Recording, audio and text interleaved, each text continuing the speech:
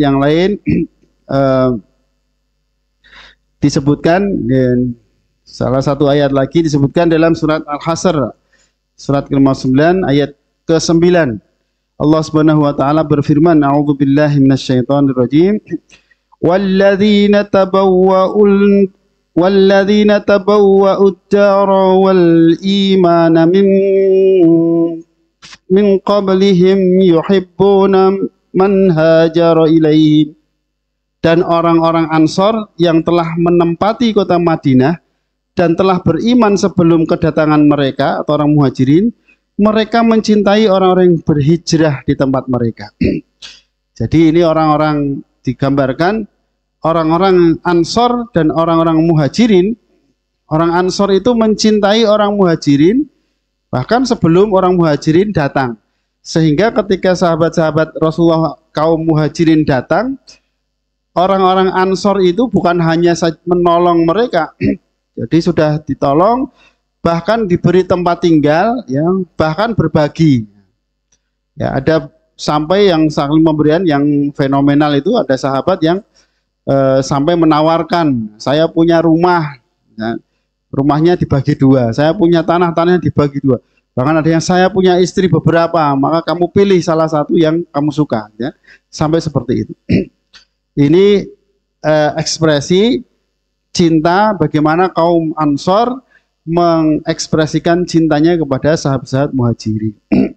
Nah, oleh sebab itu bab cinta ini luar biasa. Maka mari kita kaji hadis-hadis Rasulullah SAW yang berkaitan dengan cinta karena Allah, dan bagaimana kita semestinya bersikap mencintai saudara kita karena Allah Subhanahu wa taala.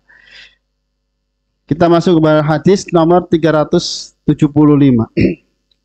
Hadisnya berbunyi, wa an Anas radhiyallahu anhu anin Nabi sallallahu alaihi wasallam qala salasun man kunna fihi wajada bihinna halawatal iman ayyakuna Allah wa rasuluhu ahabba ilaihi mimma siwahuma wa an yuhibbal mar'a la yuhibbuhu illa lillah wa ayyakraha ayyauda fil kufri ba'da an anqadahullahu minhu kama yakrahu ayyuqdhafa finnar.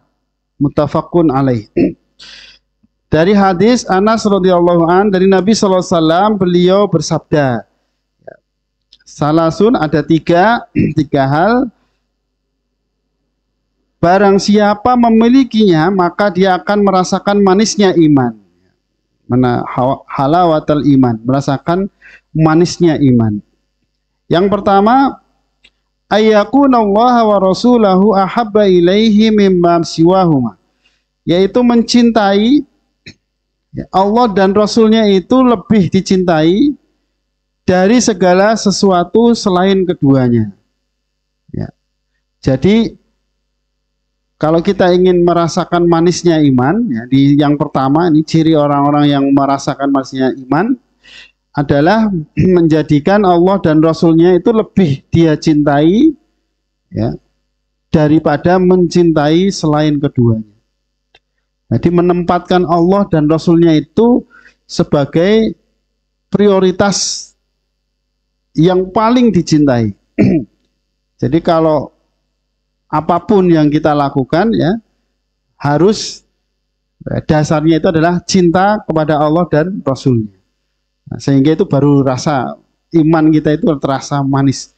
Maka sahabat-sahabat dulu, ya, sampai mereka itu berjihad fisabilillah, sampai berkorban jiwa, ya, mereka bahkan banyak yang meninggal itu dalam keadaan tersenyum, ya, karena mereka mengorbankan jiwanya itu karena kecintaannya kepada Allah dan Rasulnya. Kemudian yang kedua, cuman wa ayyuhibbal mar'a la yuhibbuhu illa lillah. Dan dia mencintai seseorang, jadi cintanya itu hanya karena Allah Subhanahu wa taala. Jadi kalau mencintai orang, ya, mencintai seseorang, maka cintanya itu karena Allah Subhanahu wa taala. Jadi tadi misalnya cinta kepada orang tua, Cinta kepada orang tua karena Allah. Cinta kepada istri, kepada keluarga karena Allah. Cinta kepada saudara sesama mukmin karena Allah, dan seterusnya. Nanti imannya akan terasa manis. Kemudian yang ketiga, ya, wa ayyakraha ayyauda fil kufri ba'da an anqadhahu Allahu minhu kama ya'rahu ayyuqdhafa finnar.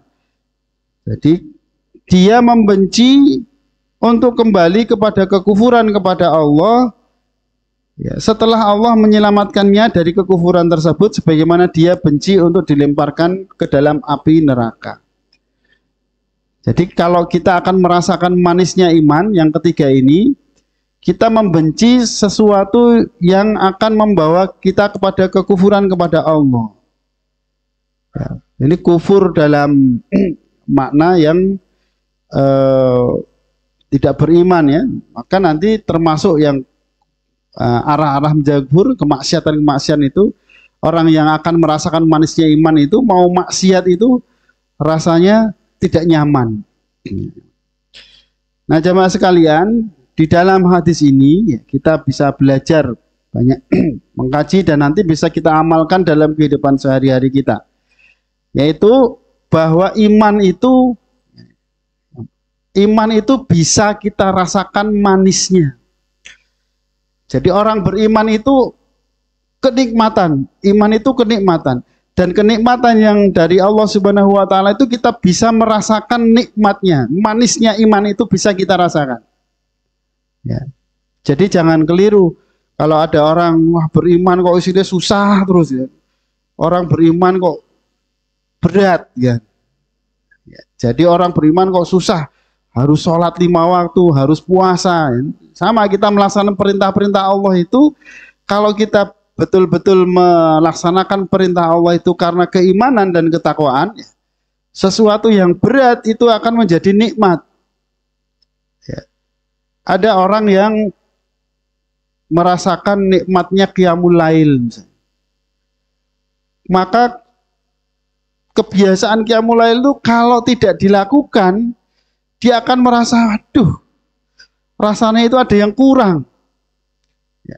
Apalagi sholat fardu, ya. Sholat fardu itu, kalau orang itu melaksanakan sholat fardu karena Allah Subhanahu wa taala, itu mau ketinggalan sholat itu rasanya gelo, kayak bahasa Jawanya ini. Gelau itu gimana? Sekarang jadi galau gitu kan. Jadi rasanya itu ada yang kurang.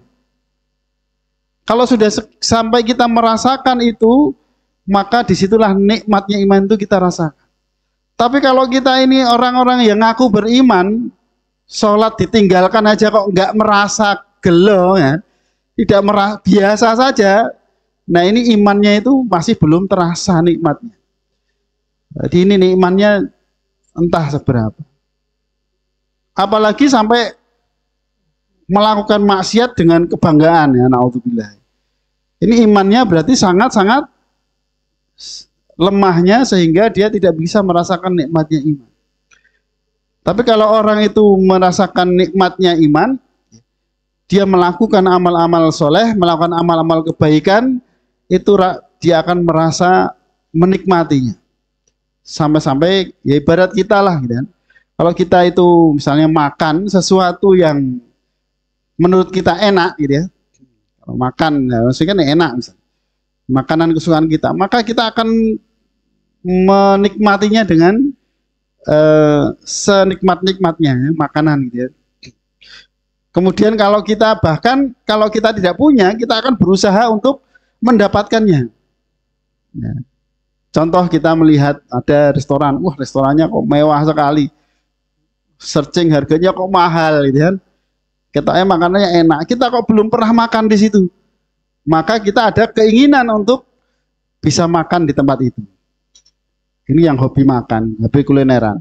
Bahkan kalau pemburu kuliner itu sampai atau pemburu tempat-tempat yang menyenangkan, gitu ya, itu sampai seperti itu.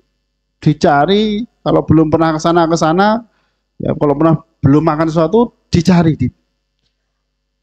itu sampai seperti itu. Nanti kalau itu saking keinginannya, gitu ya.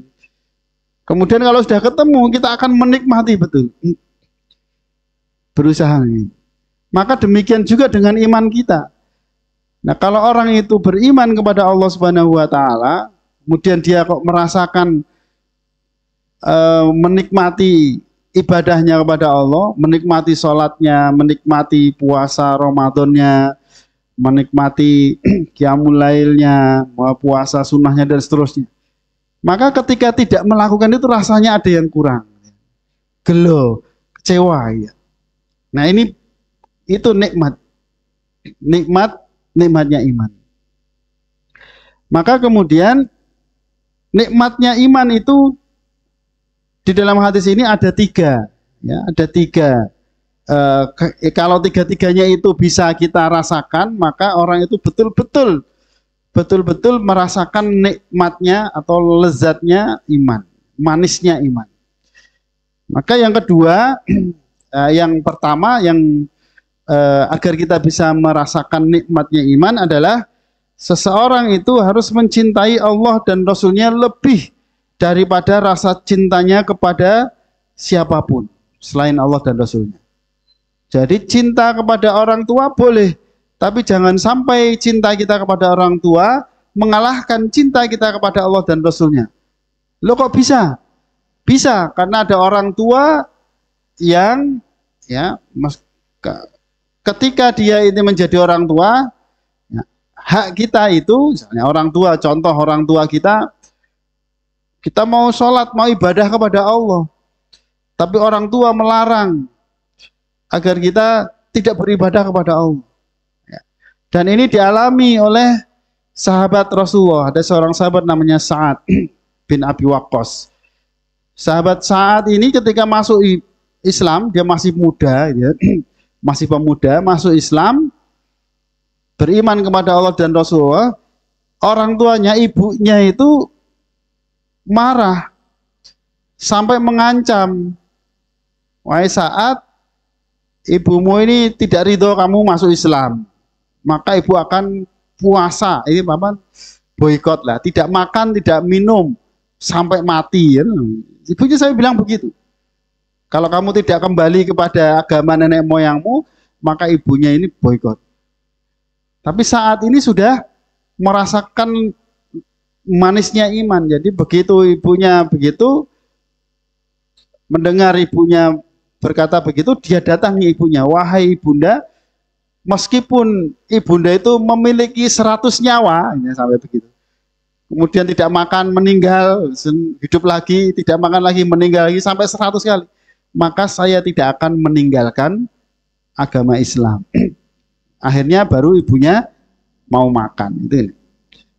Jadi ini, artinya ada orang tua yang menjadi sebab anak itu tidak taat kepada Allah Subhanahu wa taala. Nah, jadi ini demikian juga dengan yang lainnya, misalnya istri kita sangat cintanya kita kepada istrinya, banyak, makanya mohon maaf, ini banyak sekali terjadi kasus ya, pemuda-pemuda mau nikah ya, ternyata orang yang akan dinikahi itu beda agama. Ini banyak kejadian seperti itu. Akhirnya karena cintanya kepada Allah dan Rasulnya itu begitu tipisnya, akhirnya agamanya ditinggalkan, lebih memilih menikah dengan laki-laki atau perempuan yang dia cintai. Maka ini cinta yang seperti ini, dia tidak akan merasakan manisnya iman. Ya, dia meninggalkan. Jadi ada cinta yang bukan karena Allah dan Rasulnya. Maka kita introspeksi, ya, kita evaluasi apakah ya, cinta kita ini sudah kepada Allah dan Rasulnya itu sudah melebihi cinta kita kepada yang lainnya, sehingga rasa keimanan kita itu menjadi rasa yang nikmat.